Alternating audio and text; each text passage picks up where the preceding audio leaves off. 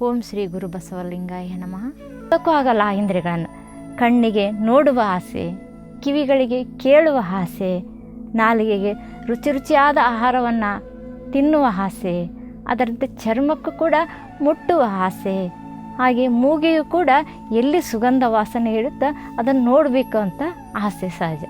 ಇವು ಸಹಜವಾದ ಕ್ರಿಯೆ. ಆದರೆ ಅದು ಅಸಹಜವಾದಾಗ ಅವು ನಮ್ಮನ್ನು ಮೃಗಗಳಂತೆ ಕಾಡಲಾರಂಭಿಸ್ತವೆ.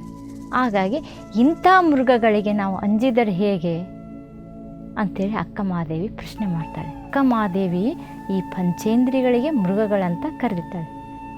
ಅದೇ ರೀತಿ ಸಮುದ್ರದ ದಂಡೆಯಲ್ಲಿ ಮನೆಯ ಮಾಡಿ ನೊರೆತೊರೆಗಳಿಗೆ ಅಂಜಿದಡೆಂತಯ್ಯ. ಸಮುದ್ರ ಅಂತಂತಂದರೆ ಈ ಒಂದು ಪ್ರಾಪಂಚಿಕವಾದ ಜನ ಸಮುದಾಯದಲ್ಲಿ ನಾವು ಬದುಕ್ತಾ ಇದ್ದೀವಿ. ಜನ ಸಮುದಾಯದಲ್ಲಿ ಬದುಕ್ತಿರ್ಬೇಕಾದ್ರೆ ಅಲ್ಲಿ ಕಷ್ಟ ಕಾರ್ಪಣ್ಯ ಮನುಷ್ಯನಿಗೆ ಬರೋದು ಸಹಜ. ದೊಡ್ಡ ದೊಡ್ಡ ಸಮಸ್ಯೆಗಳನ್ನು, ದೊಡ್ಡ ದೊಡ್ಡ ಸವಾಲುಗಳನ್ನು ನಾವು ಎದುರಿಸ್ತಾ ಹೋಗ್ತೀವಿ.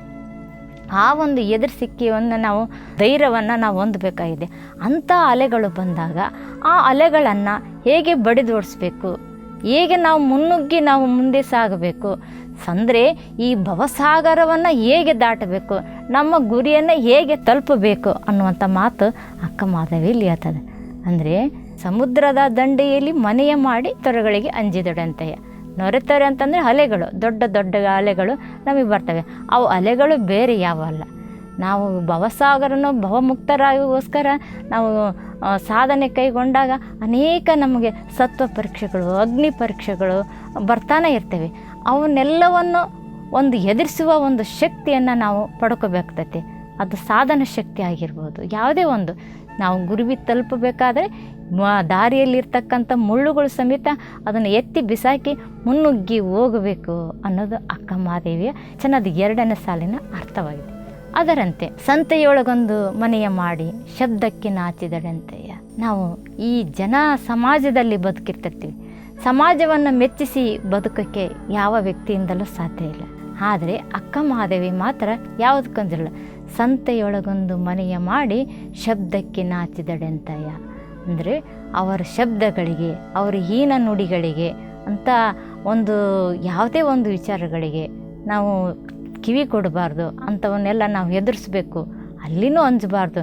ನಾವು ಜನ ಸಮುದಾಯದಲ್ಲೇ ಇದ್ದುಕೊಂಡು ಬದುಕಿ ತೋರಿಸ್ಬೇಕು.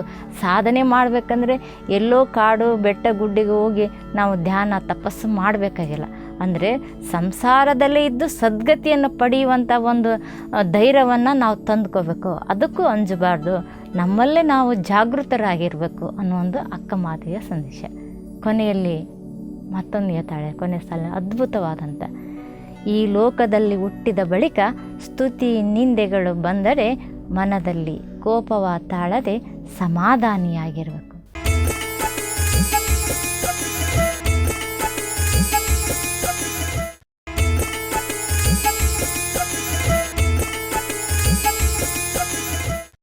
ಶರಣ ಬಂಧುಗಳೇ, ಈ ಅದ್ಭುತವಾದ ಸಾಲು ನಮಗೆ ಪರಿಪೂರ್ಣ ಆರೋಗ್ಯಕ್ಕೆ ನಾಂದಿಯಾಗುತ್ತೆ.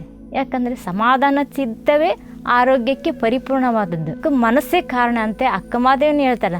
ಲೋಕದ ಚೇಷ್ಟೆಗೆ ರವಿ ಬೀಜವಾದಂತೆ ಎನ್ನ ಕರಣಗಳ ಚೇಷ್ಟೆಗೆ ಮನವೇ ಬೀಜ. ಎನಗುಳ್ಳದೊಂದು ಮನ, ಆ ಮನ ನಿಮ್ಮಲ್ಲಿ ನಿಂದ ಬಳಿಕ ನನಗೆ ಭವವಿಲ್ಲ ಭಯವಿಲ್ಲ ಕಾಣ ಚೆನ್ನ ಮಲ್ಲಿಕಾರ್ಜುನನ. ಅಂದ್ಕಡೆ ಎಲ್ಲದಕ್ಕೂ ಮನಸ್ಸು ಕಾರಣ ಇದೆ. ಹಾಗೆ ಮನದಲ್ಲಿ ಕೋಪವ ತಾಳದೆ, ನಮ್ಮ ಮನಸ್ಸಿನಲ್ಲಿ ಯಾವ ಕೋಪವನ್ನು ಯಾವ ಮುನಿಸನ್ನು ತಾಳ್ಕೋದೆ ಸಮಾಧಾನದಿಂದ ಸಮಚಿತ್ತದಿಂದ ನಾವು ಇದ್ದುಬಿಟ್ರೆ ಯಾವ ಬಾಧೆಗಳು ಸ್ತುತಿ ನಿಂದೆಗಳು ಯಾವನ್ನೂ ನಮ್ಮನ್ನು ತಾಗೋಲ್ಲ. ಹಾಗಾಗಿ ಅವುಗಳನ್ನು ಅಷ್ಟು ನಾವು ಸ್ವೀಕಾರ ಮಾಡಿ ಈಗ ಅವ್ರು ಹೀಗಂದರು ಇವ್ರು ಹೀಗಂದರು ನಾವು ಹೊಗಳಿದ್ರೂ ಮೇಲಕ್ಕೆ ಇರೋದು ಬೇಡ, ತೆಗಳಿದ್ರೂ ಕುಗ್ಗೋದು ಬೇಡ. ಈ ಕುಗ್ಗೋದು ಹಿಗ್ಗುವಿಕೆ ಬೇಡ ಎಲ್ಲವನ್ನು ಸಮವಾಗಿ ಸ್ವೀಕಾರ ಮಾಡಿಕೊಂಡು ಮನಸ್ಸನ್ನು ಸಮಾಧಾನ ಸ್ಥಿತಿಯಲ್ಲಿ ಇಟ್ಟುಕೊಳ್ಳೋಣ. ಯಾಕಂದರೆ ಎಲ್ಲವನ್ನು ನಮ್ಮ ಮನಸ್ಸನ್ನು ಹದಗೆಡಿಸ್ಬಾರ್ದು. ಮನಸ್ಸೇ ಕಾರಣ. ಮನಸ್ಸು ಸ್ವಲ್ಪ ಚಂಚಲವಾತಂದರೆ ನಾವು ಹಲವಾರು ರೋಗಗಳಿಗೆ ತುತ್ತಾಗಿ ಹೋಗ್ತಾ ಇದ್ದೀವಿ. ಯಾಕಂದರೆ ಮನಸ್ಸು ಚಿಂತಾಜನಕವಾದತ್ತಂದರೆ ರೋಗಕ್ಕೆ ಮೂಲ.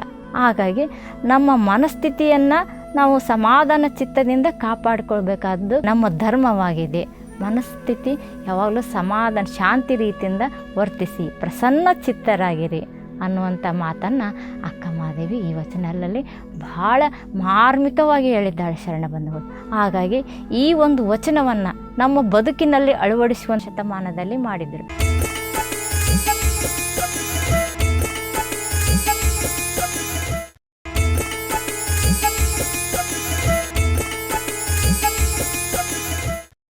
ಅಕ್ಕ ಮಹಾದೇವಿ ಉಡುತಡಿಯಲ್ಲಿರುವಾಗ ಹಲವಾರು ಬಸವಾದಿ ಶರಣರ ವಚನಗಳನ್ನು ಆಡ್ಕೊತ ಬಂದಾಗ ಆ ವಚನಗಳನ್ನು ಅಕ್ಕ ಮಹಾದೇವಿ ಆಲಿಸಿದವಳಾಗಿ ಆ ಬಸವಣ್ಣನ ಕಿವಿಗೆ ಬಿದ್ದಾಗ ಕಲ್ಯಾಣಕ್ಕೆ ಹೊರಡುವ ಒಂದು ವಿಚಾರ ಮಾಡ್ತಾಳೆ. ಅಲ್ಲಿವರೆಗೆ ಬಸವಣ್ಣ ಯಾರೆಂಬುದು ಗೊತ್ತಿರಂಗಿಲ್ಲ.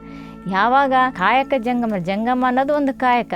ನಮ್ಮಲ್ಲಿ ಹೇಗೆ ನಾವು ಮೊಬೈಲ್ನ ಚಾರ್ಜ್ ಮುಗಿದ ತಕ್ಷಣ ಮತ್ತೆ ಪುನಃ ಚಾರ್ಜಿಗೆ ಇಟ್ಟು ಅದನ್ನು ಚಾರ್ಜ್ ಮಾಡ್ಕೊಳ್ತೀವಿ ನೋಡು, ಹಾಗೆ ನಮ್ಮಂಥ ನೊಂದ ಮನಸ್ಸುಗಳಿಗೆ ಹಾಗಾಗಿ ನಮಗೆ ಮನಸ್ಸು ನೋಯಿಸುವಂಥ ಕೆಲ ಮನಸ್ಥಿತಿ ಅಲ್ಪತೃಪ್ತರು ಇರ್ತಾರೆ. ಅಂಥ ಅಲ್ಪತೃಪ್ತರೊಂದಿಗೆ ನಮ್ಮ ಮನಸ್ಸು ನೋವಾದಾಗ ನಾವು ಹೇಗೆ ನಾವು ಗಟ್ಟಿತನವನ್ನು ಮತ್ತೆ ಅದನ್ನು ಶಕ್ತಿಯನ್ನು ಯಾವ ರೀತಿ ಪಡಿಬೇಕು ಅಂತಂದರೆ ನಾವು ವಚನಗಳಿಗೇ ಮೊರೆ ಹೋಗ್ಬೇಕಾಗತ್ತೆ. ಹಾಗಾಗಿ ಈ ಅಕ್ಕ ಮಹಾದೇವಿಯ ಈ 2 ವಚನಗಳನ್ನು ನೀವು ಜೀವನದಲ್ಲಿ ನಿಮ್ಮ ಸಾಧನೆಗೆ ಅಳವಡಿಸ್ಕೊಂಡ್ರೆ ಸಾಕು. ನೀವು ಎಲ್ಲಿ ಹೋದನ್ನು ಜಯಿಸಿ ಬರ್ತೀರಿ, ಎಲ್ಲವನ್ನು ಗೆದ್ದು ಬರ್ತೀರಿ ಅನ್ನುವಂಥ ಒಂದು ಆತ್ಮವಿಶ್ವಾಸದಿಂದ ಇವತ್ತು ನಿಮ್ಮ ಮುಂದೆ ಹೇಳ್ತಾ ಇದ್ದೇನೆ ಶರಣ ಬಂಧುಗಳಿಗೆ. ಹಾಗಾಗಿ ಆದಷ್ಟು ಎಲ್ಲ ಶರಣರ ವಚನಗಳನ್ನು ಅಧ್ಯಯನ ಮಾಡಿ ಅದನ್ನು ಮನನ ಮಾಡಿಕೊಳ್ಳಿ. ಅದನ್ನು ನಿಮ್ಮ ಬದುಕಿನಲ್ಲಿ ಜೀವನದಲ್ಲಿ ಆದಷ್ಟು ಅಳವಡಿಸಿಕೊಂಡ ಮುಖಾಂತರ ಈ ಬದುಕನ್ನು ಗೆಲ್ಲರಿ. ಅಷ್ಟು ಯಾವುದೇ ಸೋಲನ್ನು ಸುಲಭವಾಗಿ ಸ್ವೀಕಾರ ಮಾಡಬೇಡ್ರಿ.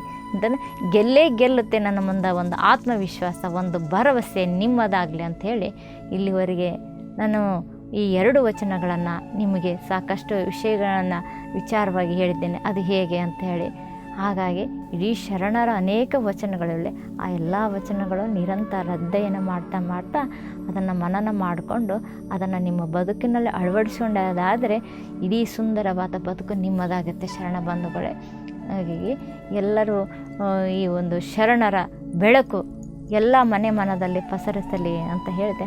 ಮತ್ತೊಮ್ಮೆ ಇಲ್ಲಿವರೆಗೂ ತಾವೆಲ್ಲ ಶಾಂತ ಚಿತ್ತದಿಂದ ಕುಂತುಕೊಂಡು ಈ 2 ವಚನಗಳನ್ನು ಇಲ್ಲಿವರೆಗೂ ಆಲಿಸಿದಂಥ ಶ್ರೀ ಬಸವ ಟಿವಿಯ ಸಮಸ್ತ ವೀಕ್ಷಕರಿಗೆ ಮತ್ತೊಮ್ಮೆ ಶರಣಾರ್ಥಿಗಳು. ಧನ್ಯವಾದಗಳು.